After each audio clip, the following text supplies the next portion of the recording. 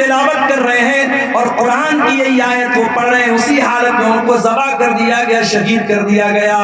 عثمان غنی قرآن سے بہت محبت کیا کرتے تھے، بہت محبت کیا کرتے تھے، اسی لیے عثمان غنی رضی اللہ تعالیٰ عنہ کا انتقال بھی ہوا تو قرآن پڑھتے ہوئے ہوا، اور عثمان غنی کہا کرتے تھے لو طہرت قلوبکم ما شبیت من کلام اللہ، او لوگو اگر تمہارا دل پاک اور صاف ہوتا تو قرآن کو سن کر کے کبھی تمہارا دل نہ بھرتا، کبھی تمہارا دل آسودہ نہ ہوتا، کبھی تمہارے دل کو سیری حاصل نہ ہوتی کہ میں نے بہت قرآن پڑھ لیا ہے۔ میرے نوجوان ساتھیوں، ذرا اپنے اپنے گریبان میں جھانک کے بتاؤ آخری بار تم نے قرآن کب پڑھا ہے؟ ہر شخص اپنے اوپر غور کرے، اس نے آخری بار بیٹھ کر کے آدھا گھنٹہ قرآن کب پڑھا تھا، ذرا بتا دینا مجھے۔ اب اگر میں یہ پوچھوں کہ آخری بار تم نے واٹس ایپ کب دیکھا تھا، کہو گے 10 منٹ پہلے۔ میں پوچھوں آخری بار تم نے فیس بک پر ریلز کب دیکھی تھی، مولانا صاحب ابھی تقریر سننے کے پہلے تو دیکھی تھی۔ تم نے لاسٹ ٹائم یوٹیوب کے شارٹس کب دیکھے تھے، ابھی تو تقریر میں آنے کے جلسے میں آنے کے پہلے ہم نے دیکھا تھا۔ یوٹیوب کے لیے ٹائم ہے، فیس بک کے لیے ٹائم ہے، انسٹاگرام کے لیے ٹائم ہے، سوشل میڈیا کے لیے ٹائم ہے، اگر ٹائم نہیں ہے تو قرآن کے لیے ٹائم نہیں ہے۔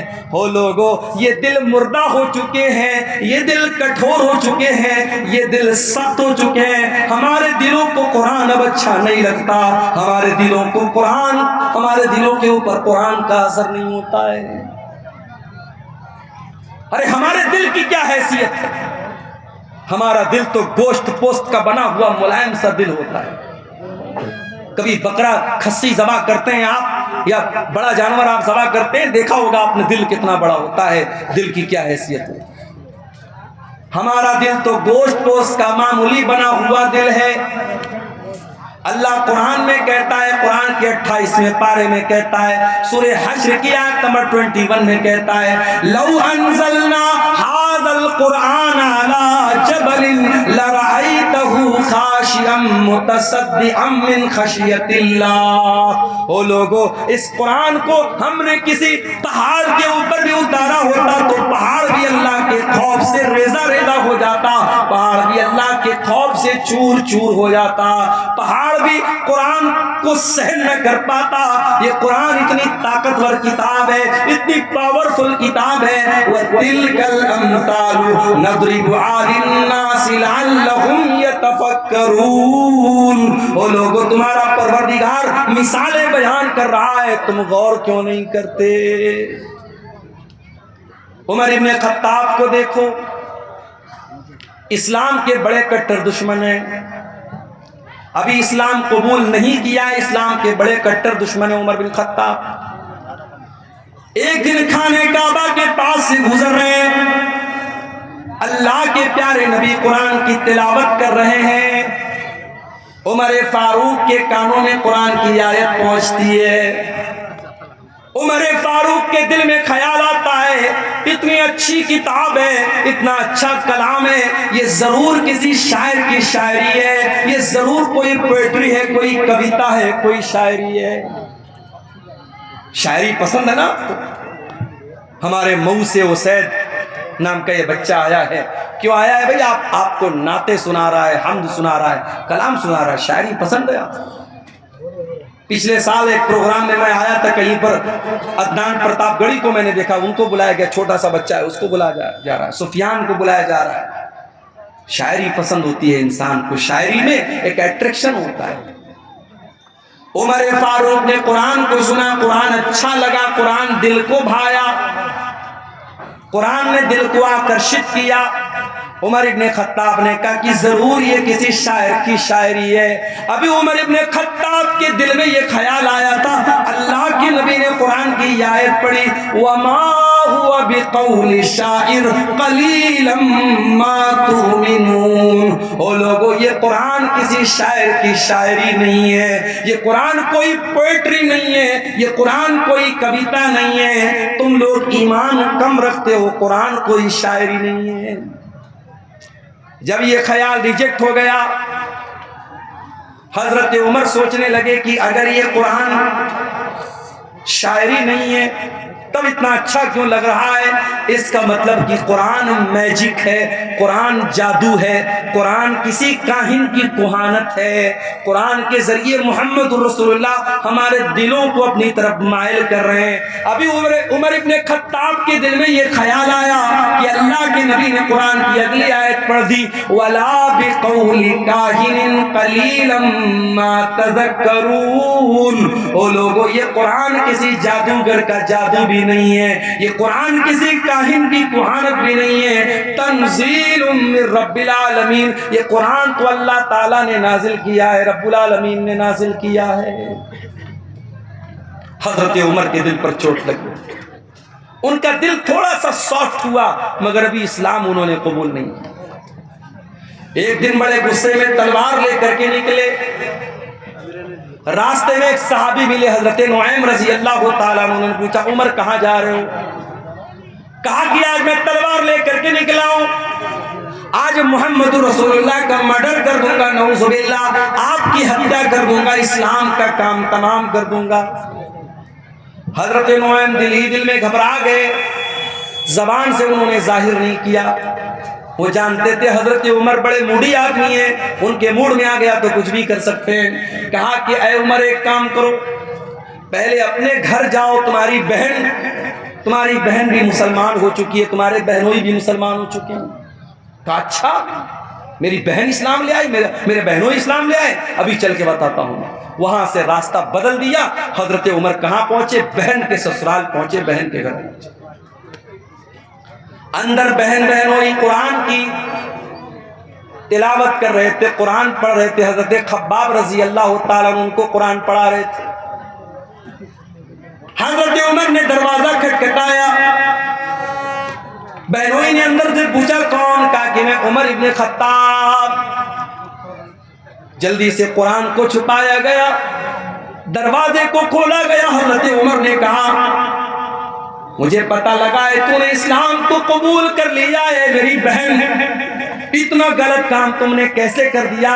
اتنا کہنے کے بعد اپنی بہن کو مارنے لگے، بہنوئی بچانے کے لیے آئے، بہنوئی کو بھی مارنے لگے۔ حضرت خباب تو ایک کونے میں چھپے ہوئے تھے، بہنوئی بھی لہو لعان، بہن بھی لہو لعان۔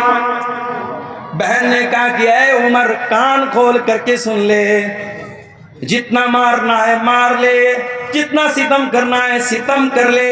اے عمر اب اسلام ہمارے دل کے اندر داخل ہو چکا ہے، اب تو اسلام کو ہمارے دل سے نہیں نکال سکتا۔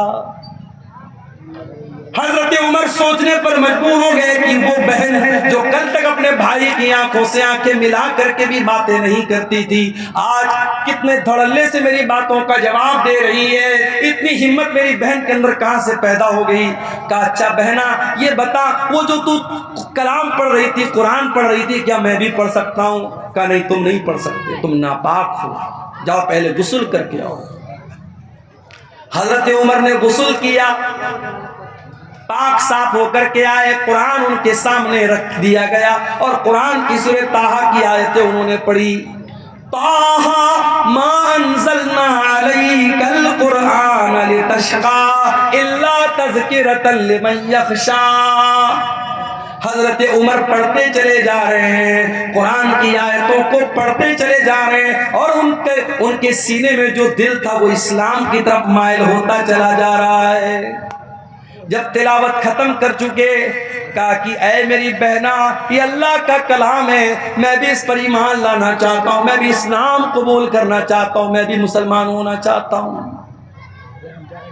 حضرت سعید بن زید ان کے بہنوئی تھے، ان کو لے کر کے دار ارقم میں پہنچے، جہاں اللہ کے نبی اپنے صحابہ کو لے کر کے چھپے رہتے تھے اور اسلام کی وہیں پر تبلیغ کرتے تھے۔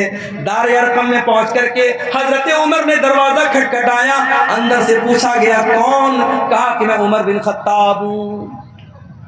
اندر صحابہ کرام ڈر گئے کہ ارے عمر آئے، پتہ نہیں کیا ارادہ لے کے آئے۔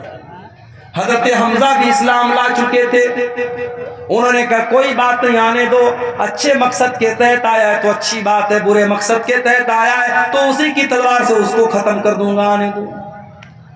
دروازہ کھولا گیا، حضرت عمر فاروق رضی اللہ تعالیٰ عنہ اندر آتے ہیں اور اللہ کے نبی کے پاس آ کر کے کہتے ہیں اشہد ان لا الہ الا اللہ واشہد انک رسول اللہ۔ اے اللہ کے نبی، میں کوئی دشمنی کرنے نہیں آیا، میں کوئی مرڈر کرنے نہیں آیا، میں کوئی ہتیا کرنے نہیں آیا، میں اللہ کی توحید کا اعلان کرتا ہوں اور میں آپ کے رسول ہونے کا اعلان کرتا ہوں۔ اللہ کے نبی نے اللہ کا شکر ادا کیا، کیونکہ آپ نے اللہ سے دعا کی تھی کہ اے اللہ تو دو لوگوں میں سے کسی ایک کو اسلام کی توفیق دے دے، چاہے عمر بن ہشام کو جس کو ابو جہل کہتے ہیں اس کو تو اسلام کی توفیق دے دے، چاہے تو عمر بن خطاب کو دے دے۔ اللہ کو عمر بن خطاب پسند تھے، ابو جہل پسند نہیں تھا، ابو جہل کو ایمان کی دولت نہیں ملی، حضرت عمر کو مل گئی۔ اللہ کے نبی نے اللہ کا شکر ادا کیا اور مسلمانوں نے مل کر کے نعرہ تکبیر لگایا، اتنے زور سے نعرہ تکبیر لگایا کہ پوری مکان کی چھت پھوٹ گئی۔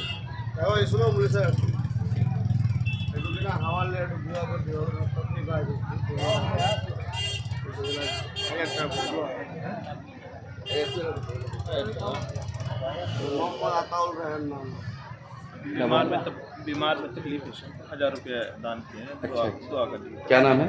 عطا الرحمان۔ کوئی محمد عطا الرحمان بھائی ہیں، بہت بیمار ہیں، تکلیف میں، انہوں نے مدرسے کو 1000 کا تعاون پیش کیا ہے۔ اللہ ان کا یہ چندہ قبول کرے، ان کی بیماری سے ان کو شفا عطا فرمائے۔ تو قرآن کریم میرے بھائیوں حضرت عمر فاروق کے دل کو بدلنے میں کامیاب ہو گیا۔ وہی قرآن ہمارے پاس موجود ہے، یہ قرآن ہمارے اوپر کیوں اثر نہیں ڈالتا؟ نمازوں میں قرآن پڑھا جا رہا ہے، تراویح میں قرآن پڑھا جا رہا ہے، تقریروں میں قرآن پڑھا جا رہا ہے، جمعہ کے خطبوں میں قرآن پڑھا جا رہا ہے، مگر دل کے اوپر کوئی اثر نہیں ہو رہا ہے۔ آؤ میں جواب دیتا ہوں، قرآن کا پہلا پارہ کھولو، اللہ فرماتا ہے ثم قست قلوبكم من بعد ذلك فهي كالحجارة او اشد قسوة۔ اے یہودیو، تم نے اتنے گناہ کیے، اتنے اللہ کو ناراض کرنے والے کام کیے کہ تمہارے دل کٹھور ہو گئے، تمہارے دل سخت ہو گئے، اتنے سخت ہو گئے فَهِيَ كَالْحِجَارَةِ أَوْ أَشَدُّ قَسْوَةً، تمہارے دل پتھروں کے جیسے کٹھور ہو گئے، پتھروں سے زیادہ سخت ہو گئے تمہارے دل کٹھور ہو گئے ہمارے۔ اس دل پر اب قرآن کا کوئی اثر نہیں ہو رہا ہے میرے پاس۔ اس قرآن کو سن کر کے ڈاکو لوگ ایمان لے آتے تھے۔ فضیل ابن عیاض نام کا ایک ڈاکو جس کا کام لوگوں کے مکان کی چھتوں پہ جا کر کے چھاپا مارنا اور ڈاکہ ڈالنا ہے۔ فضیل ابن عیاض ڈاکہ ڈالنے کے لیے ایک مکان کی چھت پہ کودتا ہے، رات کا سناٹا ہے، رات کا ٹائم ہے، فضیل ابن عیاض ڈاکہ ڈالنے گیا ہے، چوری کرنے گیا ہے، مال ہڑپنے گیا ہے۔ وہ رات کے سناٹے میں کوئی اللہ کا بندہ قرآن کی تلاوت کر رہا تھا اور قرآن کی آیت فضیل ابن عیاض کے کانوں میں پڑ جاتی ہے، الم یان للذین آمنوا ان تخشع قلوبهم لذکر اللہ، کیا ایمان والوں کے لیے ابھی وہ سمے نہیں آیا، وہ ٹائم نہیں آیا، وہ وقت نہیں آیا جب ایمان والوں کے دل اللہ کا کلام سن کر کے پگھل جائیں؟ جب یہ آیت سنی فضیل ابن عیاض نے، فوراً اس کے دل پر اثر ہوا۔ ڈاکو ہے، چور ہے، ڈاکہ ڈال کے اپنا خرچہ چلاتا ہے، قرآن کی آیت سنی، ڈائریکٹ دل پر اثر ہوا۔ اس نے کہا نہیں ہے اللہ، ٹائم آ چکا ہے، ٹائم آ چکا ہے اللہ، میں توبہ کرتا ہوں تیری بارگاہ میں، آج کے بعد چوری نہیں کروں گا، آج کے بعد ڈاکہ نہیں ڈالوں گا۔ اور چشم فلک نے وہ منظر بھی دیکھا، فضیل ابن عیاض نے اتنی سچی توبہ کی، کل تک جو ڈاکہ ڈالا کرتا تھا، جو چوری کیا کرتا تھا، جو دوسروں کی بہو بیٹیوں کو غلط نظر سے دیکھا کرتا تھا، آج اللہ کا اتنا نیک بندہ ہو گیا کہ دن رات 24 گھنٹے وہ خانے کعبہ کے پاس رہنے لگا، اللہ کے گھر میں رہنے لگا، اتنا بڑا عابد، اتنا بڑا زاہد بن گیا، اتنا بڑا عبادت گزار بن گیا۔ قرآن تو وہی ہے میرے بھائی، دل بدل گئے ہمارے، نیتیں بدل گئی ہماری۔ قرآن کے اندر جو اثر 1400 سال پہلے تھا وہ اثر آج بھی ہے. شرط یہ ہے کہ ہم اپنے دل کو تھوڑا سافٹ کریں اور قرآن کو پڑھنے کی کوشش کریں. صحابہ کرام نے اس قرآن کو حاصل کرنے کے لیے بڑی قربانی دی تھی. ایک صحابی ہے جن کا نام عمر بن سلمہ ہے. بخاری کی روایت آپ کو پڑھ کے سنا رہا ہوں. عمر بن سلمہ کہتے ہیں کہ میں ایسی جگہ رہتا تھا, ایسی لوکیشن پہ رہتا تھا کہ جب عرب میں کوئی قافلہ آتا تھا, مکے میں کوئی قافلہ آتا تھا تو ہمارے گاؤں کے پاس سے, ہمارے ٹاؤن کے پاس سے گزرتا تھا. راستے میں مڈ راستے میں ہمارا گاؤں پڑتا تھا, قصبہ پڑتا تھا. حضرت عمر بن سلمہ کہتے ہیں ہمیں معلوم ہوا کہ مکے میں ایک رسول آئے. ہم نے اس رسول کے بارے میں لوگوں سے ڈیٹیل پوچھی, لوگوں نے ڈیٹیل بتائی. میں نے پوچھا وہ نبی کیا پڑھ کے سناتے ہیں, تو لوگوں نے قرآن کی آیتیں پڑھ کے سنائی. عمر بن سلمہ کی عمر ماتر 6 سال ہے, 6 یا 7 سال, 6 یا 7 سال کا بچہ ہے. اس نے اس قافلے کے لوگوں سے قرآن کی آیتوں کو سن کر کے یاد کر لیا. اچھا یہ بھی اللہ کی بڑی عجیب قدرت ہے. دنیا کی کوئی اور کتاب 5-6 سال کا بچہ یاد نہیں کر پاتا ہے. آپ کے بہار کے شیرشاہ آبادی علاقے کا رہنے والا بچہ ہے, اس کی لینگویج بنگلہ ہے, اس کی زبان ہندی اردو ہے, وہ تو جانتا بھی نہیں عربی زبان. وہ مدرسے میں آتا ہے, مولوی صاحب اسے نورانی قاعدہ پڑھاتے ہیں, ناظرہ قرآن پڑھاتے ہیں, حفظ کراتے ہیں. کچھ بچے 6 مہینے میں, کچھ 1 سال میں, کچھ 1.5 سال میں, کچھ 2 سال میں قرآن یاد کر لیتے ہیں. ہمارے ایک دوست کا بچہ ہے ممبئی میں, اس نے 6 سال کی عمر میں قرآن حفظ کر لیا. یہ قرآن کی برکت ہے میرے بھائی. اللہ نے قرآن کو آسان بنایا ہے یاد کرنے کے لیے. 6 سال کا بچہ بھی قرآن کو یاد کر لیا. اسی لیے اللہ قرآن میں کہتا ہے وَلَقَدْ يَسَّرْنَا الْقُرْآنَ لِلذِّكْرِ فَهَلْ مِن مُدَّكِرٍ. ہم نے اس قرآن کو آسان بنایا ہے یاد کرنے کے لیے. ہے کوئی قرآن کو یاد کرنے والا؟ میں تحدیث نعمت کے طور پہ کہہ رہا ہوں, اپنی بڑائی کے طور پہ نہیں کہہ رہا ہوں. اس کو تکبر کے طور پہ یا بڑائی کے طور پہ مت لیجیے گا, تحدیث نعمت کے طور پہ کہہ رہا ہوں. لاک ڈاؤن لگا تھا, رمضان کا مہینہ آیا, میری والدہ اللہ مغفرت فرمائے, ان کی زندگی کا آخری رمضان تھا. مسجدیں بند تھی, تالا لگا تھا مسجد میں. رمضان کے اندر تراویح کی نماز گھر میں پڑھنے کا معاملہ آیا. میرے گھر میں کوئی حافظ نہیں تھا.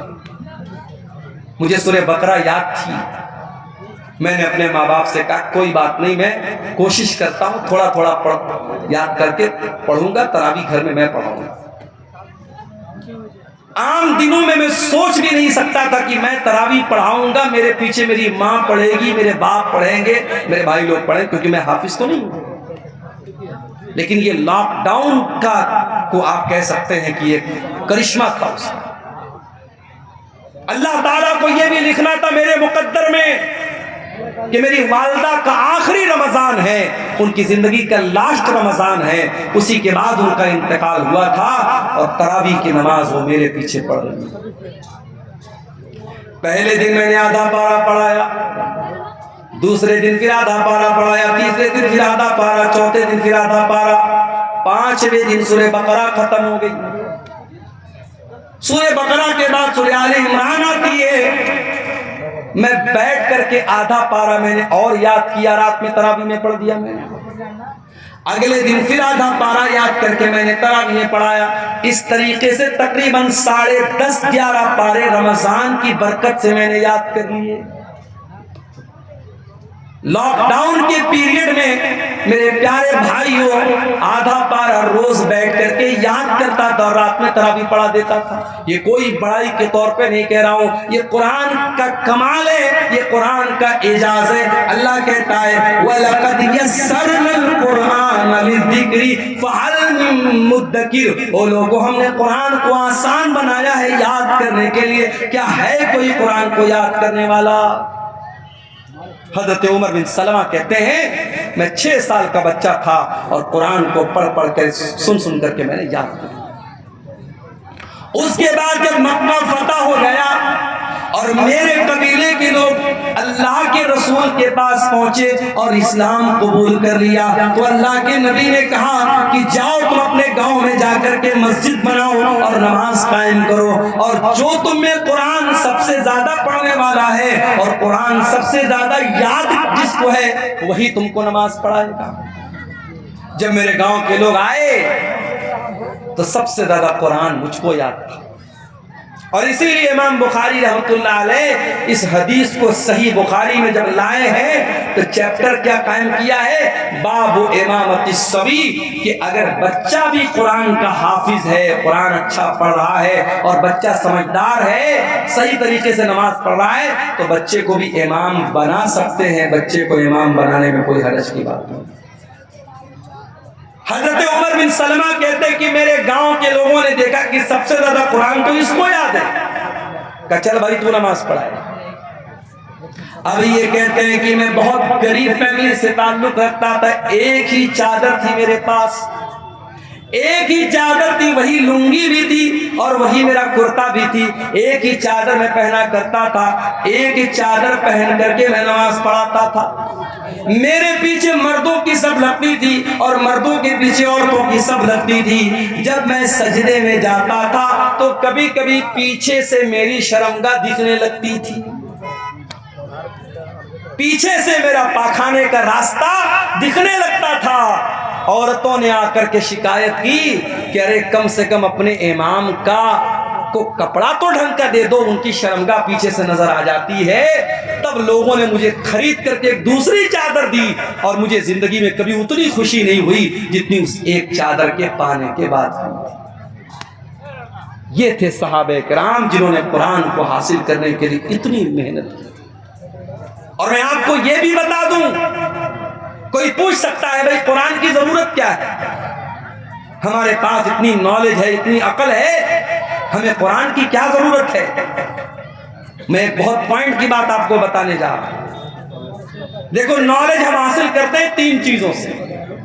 پہلی چیز، اللہ تعالیٰ نے ہماری باڈی میں 5 سینس رکھے ہیں، ہم کوئی چیز دیکھ کر کے پتہ لگا لیتے ہیں۔ جیسے میری آنکھیں دیکھ رہی، سامنے ٹیوب لائٹ لگی ہے، وائٹ روشنی ہے، ہماری آنکھوں سے پتہ لگتا ہے۔ یہ جھالر جو لگی ہے ریڈ کلر کی ہے، وائٹ کلر کی ہے، ہم آنکھوں سے کوئی چیز دیکھ کر کے علم حاصل کرتے ہیں۔ کان سے سن کر کے بھی ہم علم حاصل کرتے ہیں۔ میوزک بج رہا ہے، تقریر بج رہی ہے، قرآن کی تلاوت بج رہی ہے، خسر پسر ہو رہی، کیا ہو رہا ہے؟ کان سے سن کر کے ہمیں معلوم ہوتا ہے۔ اسی طریقے سے ہم سونگھ کر کے پتہ لگا لیتے ہیں، خوشبو ہے کہ بدبو ہے، مہک آ رہی ہے، اچھی مہک ہے، بری مہک ہے، سونگھ کر کے پتہ لگ جاتا ہے۔ اسی طریقے سے ٹچ کر کے ہمیں پتہ لگ جاتا ہے یہ موبائل ہے، یہ سخت ہے کہ سافٹ ہے، یہ برف ہے ٹھنڈی ہے کہ گرم ہے، ہم چھو کر کے بتا دیتے ہیں۔ اسی طریقے سے میرے بھائیوں، ہم زبان سے چکھ کر کے بتا دیتے ہیں کھٹی ہے کہ میٹھی ہے، کڑوی ہے کہ اچھی ہے، ہم زبان سے چکھ کر کے بتا دیتے ہیں۔ اللہ تعالیٰ نے ہماری باڈی میں 5 سینس رکھے ہیں، ہم دیکھ کر کے، سن کر کے، چکھ کر کے، ٹچ کر کے ہم پتہ لگا سکتے ہیں کہ کون سی چیز کیسی ہے۔ مگر کبھی کبھی ہمارے یہ 5 جو سینس ہیں یہ کبھی کبھی دھوکہ کھا جاتے ہیں۔ مثال کے طور پر آپ ٹرین میں بیٹھے ہوئے ہیں، ٹرین کی کھڑکی کے پاس آپ بیٹھے ہوئے، آپ کی آنکھوں کو ایسا لگ رہا ہے کہ ٹرین کے باہر جتنے پیڑ پودے ہیں، جتنے گھر اور مکانات ہیں، سب چل رہے ہیں، سب موو کر رہے ہیں، حرکت کر رہے ہیں، آنکھوں کو لگ رہا ہے ایسا۔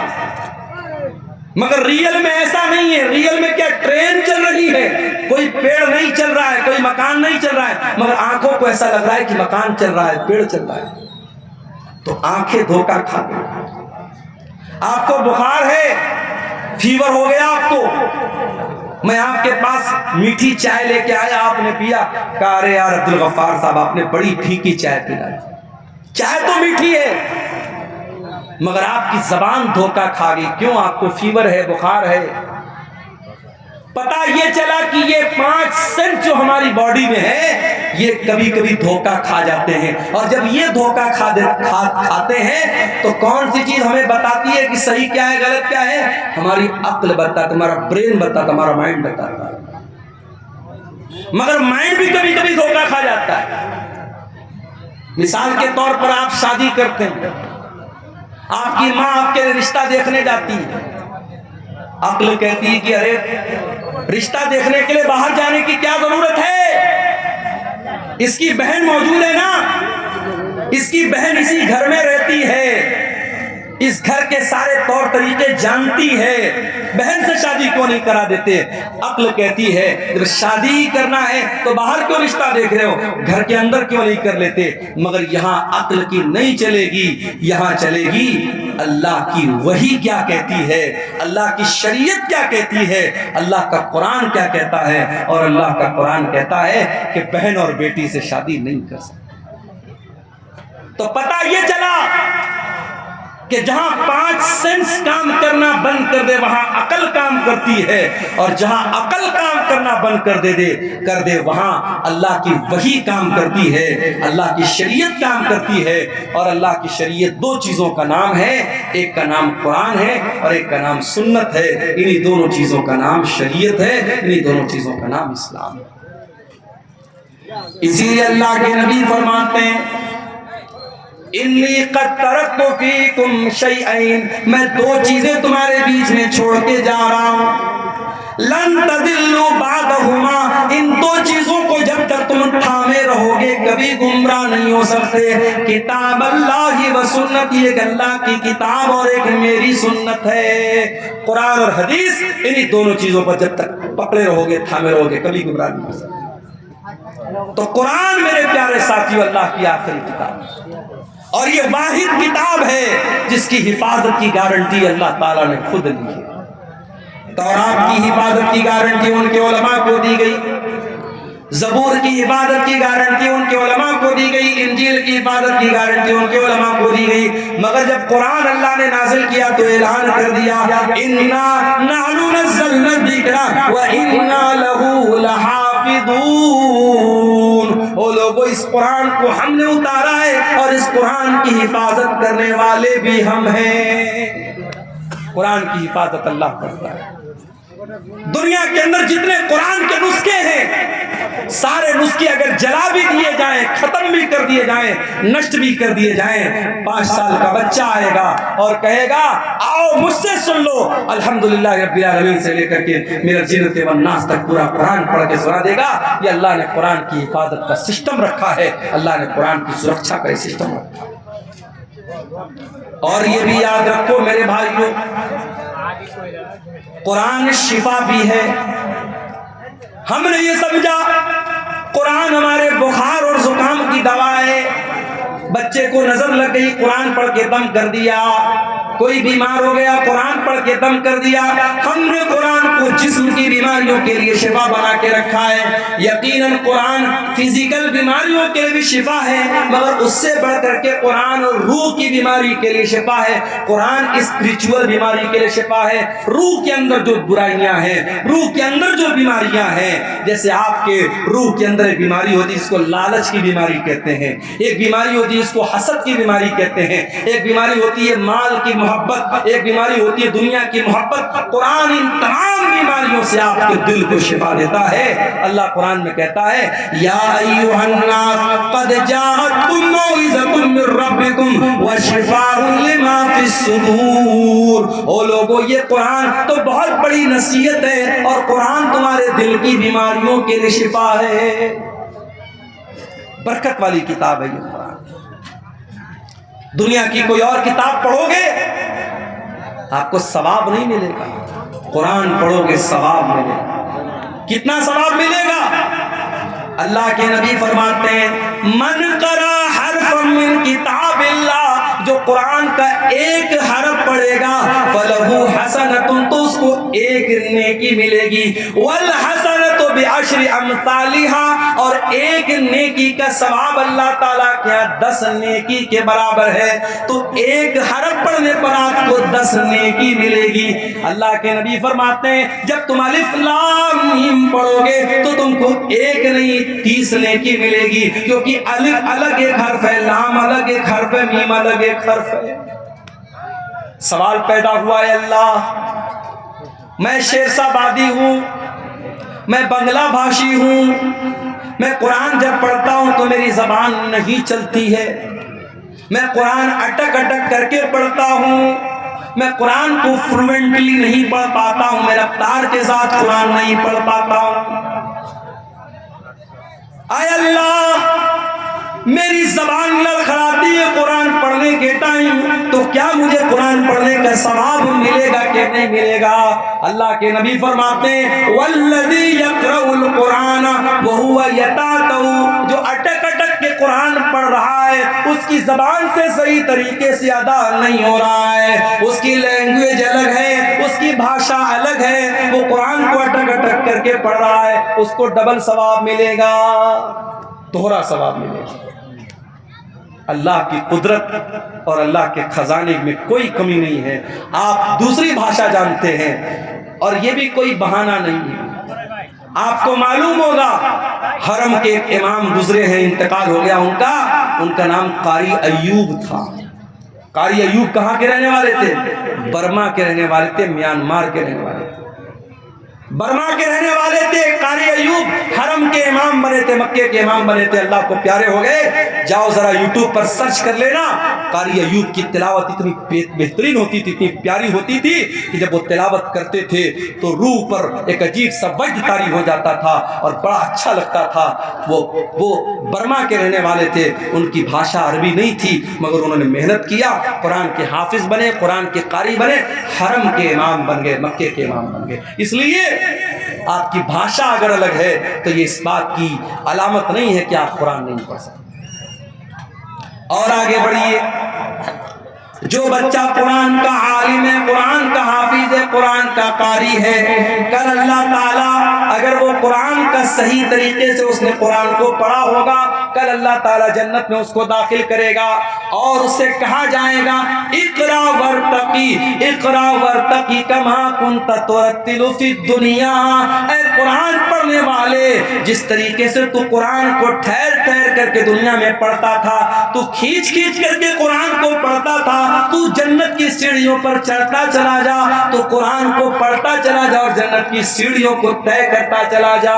او لوگو، ہم کتنے بڑے بد نصیب ہیں، قرآن پڑھ کر کے ہم جنت کی سیڑھی پر چڑھ سکتے ہیں. اللہ ہم کو جنت میں جانے کا راستہ بتا رہا ہے مگر ہم جنت کی سیڑھی میں چڑھنے کو تیار نہیں ہیں. ہم سے بڑا بد نصیب کون ہوگا؟